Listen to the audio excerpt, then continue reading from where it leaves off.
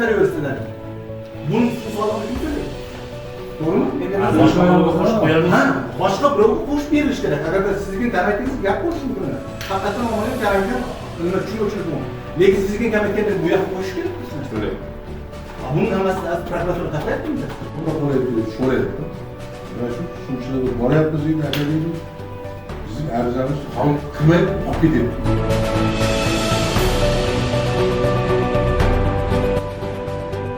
Hech kim indamagandan keyin u rahbar ham indamay o'z holiga tashlab qo'ydi.